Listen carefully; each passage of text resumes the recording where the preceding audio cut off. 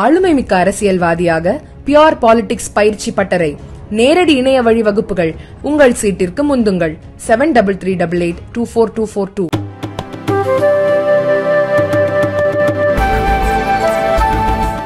நடுக்கடலில் மீன்பிடித்துக் கொண்டிருந்த நாகை மீனவர்கள் மீது இலங்கை கடல் கொள்ளையர்கள் கத்திமுனையில் தாக்குதல் நடத்தி அட்டூழியம் செய்துள்ளது.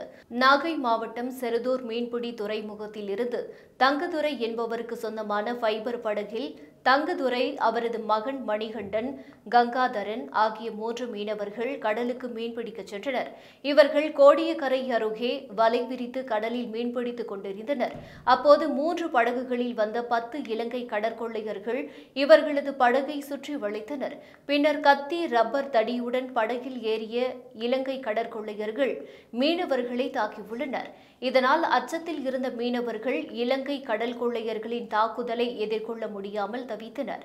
இந்த சந்தர்ப்பத்தை பயன்படுத்திக் கொண்ட கடற்கொள்ளையர்கள் படகில் இருந்த என்ஜின், 500 கிலோ வலை, வாக்கி டாக்கி, GPS கருவி, செல்போன், மீனவரின் இடுப்பில் இருந்த வெள்ளி அருணா கயிறு என 5 லட்சம் ரூபாய் மதிப்புள்ள பொருட்களை கொள்ளையடித்துக் கொண்டு அங்கிருந்து தப்பிச் சென்றனர். இந்த சம்பவத்தில் மீனவர்கள் 3 கை, கால்களில் வெட்டு காயங்களும் உடலில் இரத்த கட்டும் ஏற்பட்டது. இதையடுத்து படகில் இருந்த மற்றொரு என்ஜினை இயக்கி பாதிக்கப்பட்ட மீனவர்கள் கரை வந்து சேர்த்தனர்.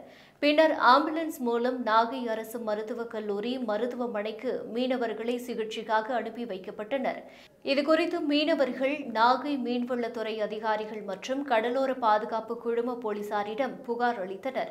தொடர்ந்து கடலுக்கு மீன்பிடிக்க செல்லும் தமிழக மீனவர்கள் மீது இலங்கை கடற்கொள்ளையர்கள் தாக்குதல் நடத்தும் சம்பவம் மீனவர்களிடையே பெரும் அதிர்ச்சியை ஏற்படுத்தி வருகிறது.